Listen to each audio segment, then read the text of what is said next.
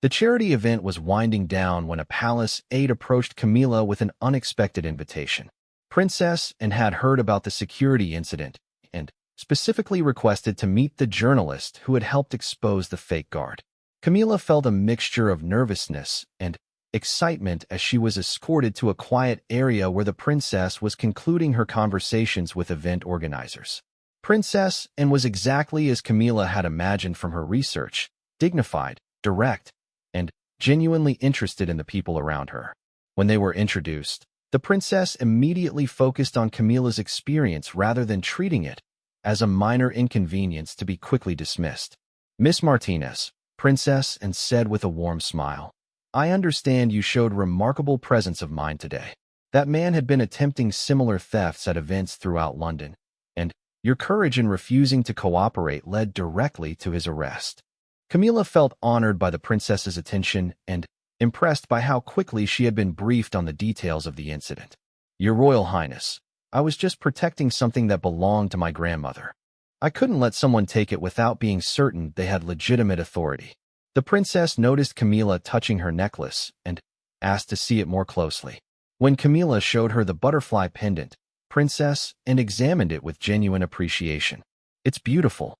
Family jewelry often carries more value than any appraiser could calculate. You were absolutely right to protect it." Their conversation lasted only a few minutes, but Princess Anne's acknowledgement of the incident and her genuine interest in Camila's story made the entire experience feel surreal.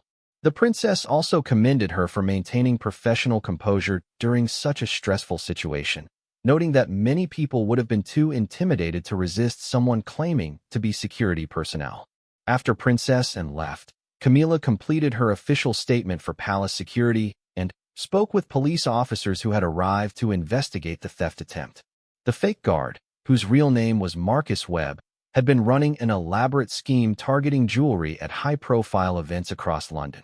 He had stolen accessories worth thousands of pounds before finally being caught at the palace.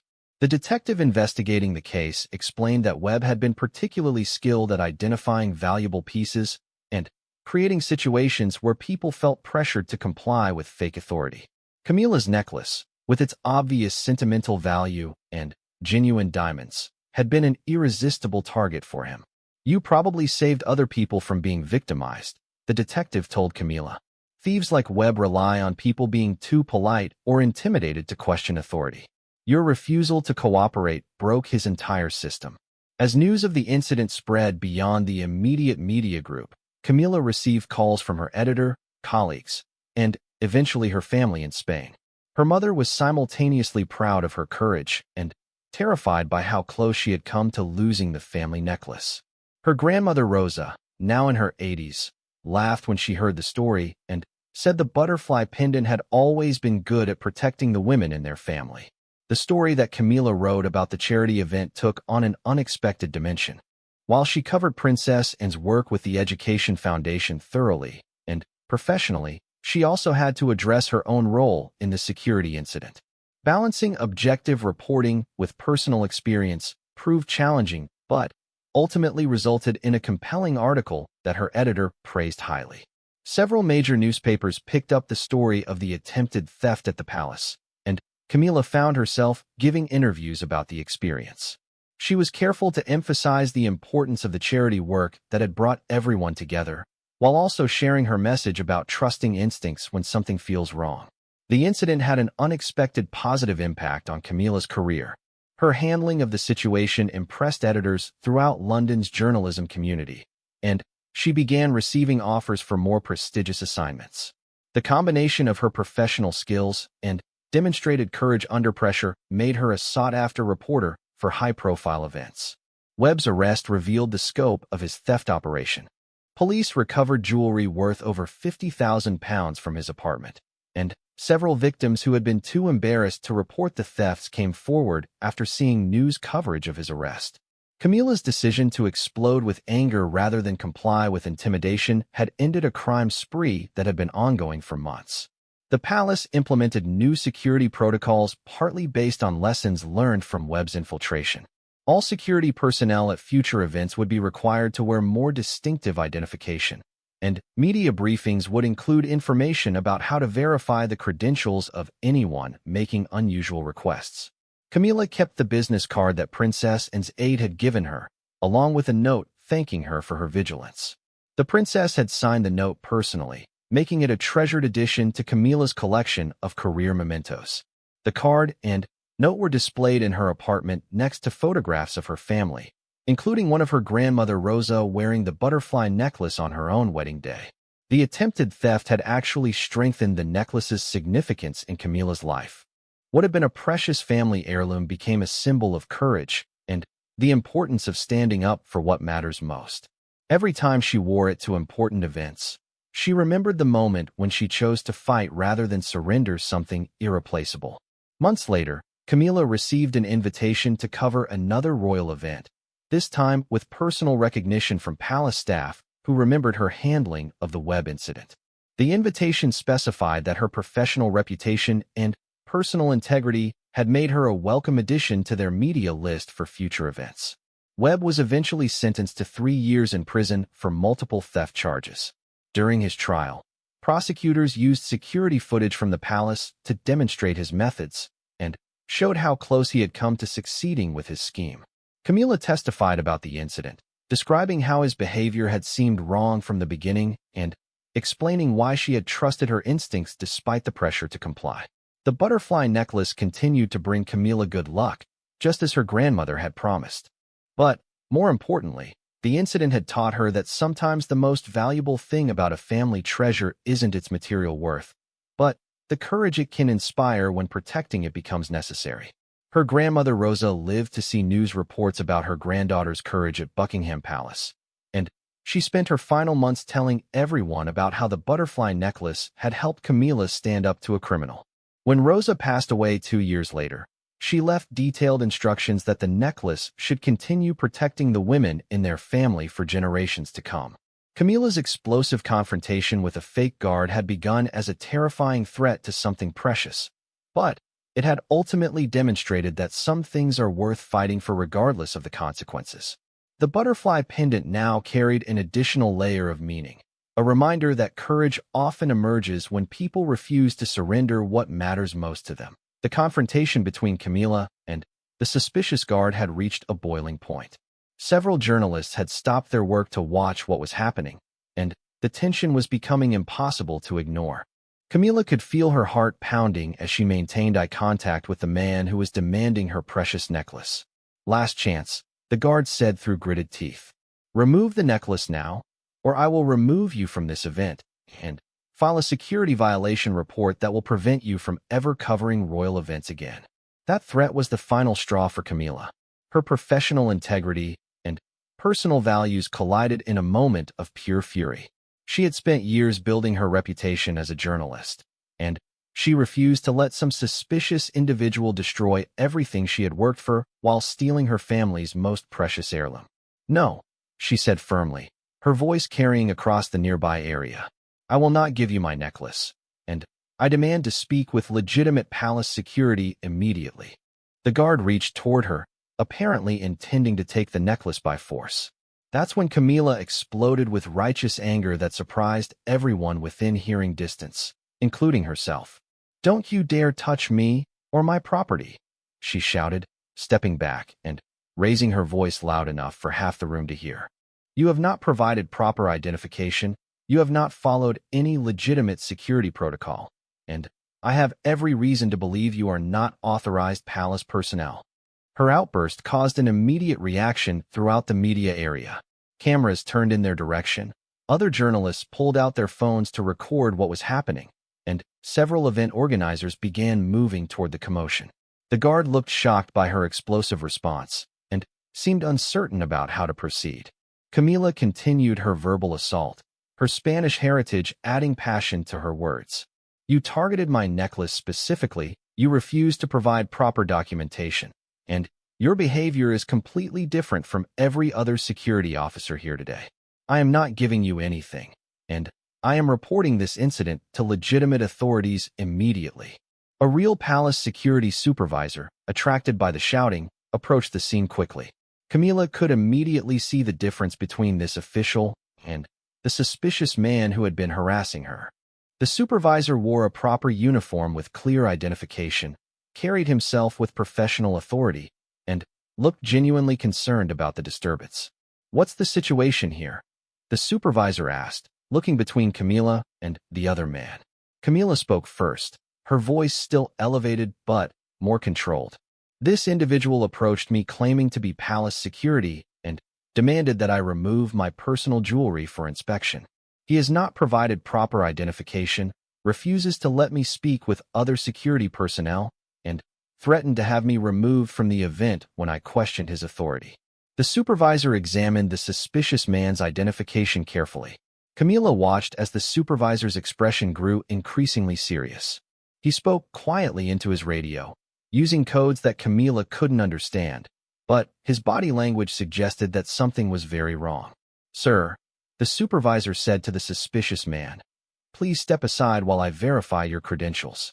The fake guard realized that his scheme was falling apart. His confident demeanor crumbled, and panic began showing in his eyes. He looked around the room as if searching for an escape route, but journalists and photographers had surrounded the area, documenting everything that was happening. "There must be some misunderstanding," he stammered, backing away from the supervisor. "I was just following standard protocol." The supervisor spoke into his radio again, this time more urgently. Within moments, 2 additional security officers arrived and positioned themselves to prevent the suspicious man from leaving. The charity event continued around them, but Princess and staff had been quietly notified about the security incident. Camila felt a mixture of vindication and shock as she realized how close she had come to losing her grandmother's necklace to what was clearly an attempted theft. Her hands were shaking slightly from the adrenaline, but she felt proud that she had trusted her instincts and refused to be intimidated. The real security supervisor turned to Camila with a professional but apologetic expression. "Miss, I apologize for this incident. This individual is not authorized palace personnel, and you were absolutely correct to question his demands. Can you provide a detailed account of what happened?" As Camila recounted the entire confrontation, she noticed that the fake guard was becoming increasingly agitated. He kept looking at her necklace with obvious frustration, confirming her suspicion that he had specifically targeted her family heirloom. The thought that someone would attempt such a brazen theft at a royal event filled her with renewed anger. Other journalists began approaching to hear the story firsthand. Word of the incident was spreading quickly through the media area, and several photographers had captured images of the confrontation. Camila realized that she had become part of the news story she was supposed to be covering. A palace press liaison arrived to handle the media interest in the security incident. She was a polished woman in her 40s who clearly had experience managing unexpected situations during royal events. She spoke with each journalist individually, gathering information and ensuring that the incident wouldn't overshadow the charity event's important message. "Miss Martinez," the press liaison said when she reached Camila, "we understand that you handled this situation with remarkable composure. The palace appreciates your vigilance in identifying suspicious behavior." The fake guard was officially taken into custody while Camila provided her statement to palace security. As he was being led away, he made one final attempt to grab her necklace, confirming beyond any doubt that her grandmother's butterfly pendant had been his target all along. His desperate lunge was blocked by security officers, but the incident was captured by multiple cameras. Princess and staff decided that the charity event should continue as planned, but additional security measures were quietly implemented. The princess herself was briefed on the incident, but chose to proceed with her scheduled activities rather than allow the attempted theft to disrupt the important work being celebrated. Camila found herself in the unusual position of being both a reporter covering the event and a central figure in a security incident that had become part of the day's news. Other journalists interviewed her about her experience, and she had to balance her role as a news source with her responsibility to maintain professional objectivity. The attempted theft had actually strengthened her connection to her grandmother's necklace. Touching the butterfly pendant, she felt grateful for the courage that had allowed her to resist intimidation and protect something irreplaceable. The necklace had survived attempted theft, just as her family had survived generations of challenges. As the charity event continued, Camila noticed increased attention from both security personnel and fellow journalists. Some colleagues praised her quick thinking and courage, while others were simply fascinated by the dramatic confrontation they had witnessed. The incident had certainly made her memorable within the London journalism community.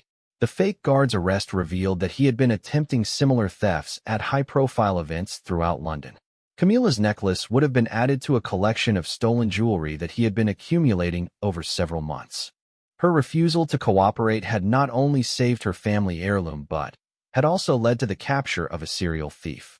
Princess completed her scheduled activities at the charity event, but palace officials arranged for her to be briefly introduced to Camila before leaving. The meeting would provide an unexpected conclusion to a day that had begun as a routine assignment and exploded into something far more dramatic and personally significant. Camila Martinez had always believed that her grandmother's necklace would bring her good luck. The delicate silver chain held a pendant that sparkled with tiny diamonds arranged in the shape of a butterfly. Her grandmother Rosa had given it to her on her 18th birthday, telling her it had been in their family for over 100 years. The necklace wasn't just jewelry to Camila. It was her connection to her heritage, her family's history, and the strength of the women who came before her. Living in London as a young journalist, Camila wore the necklace every day. She touched it when she felt nervous before big interviews. She held it close when she missed her family back in Spain. The butterfly pendant had become part of who she was, and everyone who knew her recognized it as her signature piece. On that particular Tuesday morning in March, Camila had received an assignment that would change everything. Her editor at the London Tribune had assigned her to cover a charity event at Buckingham Palace. Princess would be attending to support a foundation that helped underprivileged children access education. For a young journalist like Camila, this was the opportunity of a lifetime. Camila spent hours preparing for the event. She researched Princess Anne's work with various charities, practiced her questions, and carefully selected her outfit. She chose a simple black dress that would look professional in photographs, comfortable shoes since she would be standing for hours, and, of course, her grandmother's necklace. The butterfly pendant caught the morning light beautifully as she checked herself in the mirror one final time. The security briefing at the palace was thorough but routine. Media personnel were told about the dress code, the protocol for approaching royal family members, and the areas where photography was permitted. Camila listened carefully, taking notes and making sure she understood every rule. She had covered political events before, but never anything involving the royal family. As the morning progressed, journalists and photographers began arriving at the palace. The atmosphere was professional but excited. Everyone understood they were witnessing something special. Camila introduced herself to other reporters, networked with photographers, and positioned herself strategically to get the best view when Princess Anne arrived. The charity event itself was beautiful. Children from various schools around London had prepared presentations about their educational goals. Princess Anne moved gracefully through the crowd, speaking with children, teachers, and organizers. She asked thoughtful questions and seemed genuinely interested in every conversation. Camila took careful notes, capturing quotes and observations that would make her article compelling and authentic. During a brief break in the official program, Camila noticed something concerning. A security guard she hadn't seen during the morning briefing was walking through the media area, stopping to speak with various journalists and photographers. Unlike the other palace security staff who wore clearly marked uniforms, this guard's identification was less obvious. His badge seemed different from the others, and his behavior struck Camila as unusual. The guard approached her with a serious expression. He was a tall man with graying hair and sharp eyes that seemed to examine everything around him. When he spoke, his voice was formal but carried an undertone that made Camila feel uncomfortable. "Excuse me, miss," he said, looking directly at her necklace. "I need to inspect your jewelry for security purposes." Camila was confused by this request. During the morning briefing, nothing had been mentioned about jewelry inspections. She had watched other journalists and photographers go through security, and none of them had been asked about their personal accessories.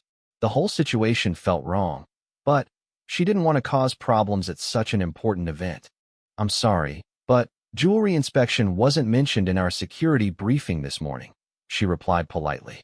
Could you please explain what this is about? The guard's expression hardened slightly.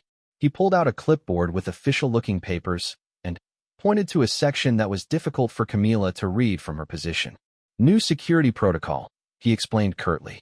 Implemented this morning due to recent security concerns. All media personnel must have their jewelry inspected and temporarily removed if necessary. Something about his explanation didn't feel right to Camila. The other palace security guards had been friendly and professional all morning, but this man seemed different. His uniform looked official, but small details seemed off. The way he held himself, the way he spoke, and especially his focus on her necklace made her increasingly suspicious. Can I speak with the security supervisor about this? Camila asked, trying to remain calm. I'd like to understand the new protocol better. The guard shook his head firmly. I am the supervisor on duty for this section. The protocol is clear, and I need you to comply immediately. Remove the necklace and hand it over for inspection. Camila felt her heart racing. Her grandmother's necklace represented everything important to her, and the thought of giving it to this suspicious man filled her with panic.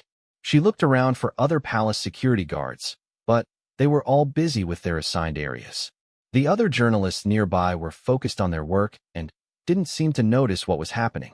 Sir, this necklace has great personal value to me, she said, trying to keep her voice steady. It belonged to my grandmother and has been in my family for generations. Can we please find another security officer to confirm this new protocol? The guard stepped closer, and Camila could see anger building in his eyes. Miss, you are creating a security risk by refusing to comply with official palace protocol. I have the authority to remove you from this event if you continue to be uncooperative. The threat of being removed from the event terrified Camila almost as much as losing her necklace. This assignment was crucial for her career, and being escorted out would be professionally devastating. But something deep inside told her that this man was not who he claimed to be, and giving him her grandmother's necklace would be a terrible mistake. Other journalists were beginning to notice the confrontation. A few photographers had turned their cameras away from the official event to watch what was happening. Camila realized that whatever she decided to do next would likely be witnessed by her professional colleagues, and could affect her reputation in the journalism community. The guard seemed to sense her hesitation and pressed his advantage. This is your final warning. Hand over the necklace immediately, or face the consequences of obstructing palace security. Camila's hands instinctively moved to protect her necklace. The butterfly pendant felt warm against her skin, and she could almost hear her grandmother's voice telling her to be strong. She had worked too hard and come too far to be intimidated by someone who might not even be legitimate palace security. I need to see proper identification and speak with your supervisor before I comply with any request to remove personal property, she said loudly enough for nearby journalists to hear clearly. The tension in the air was thick as both Camila and the guard stared at each other. Other media personnel were now openly watching the confrontation, and even some event organizers had begun to notice the disturbance. The beautiful charity event continued around them, but in their small corner of the room, a battle of wills was about to explode into something much bigger.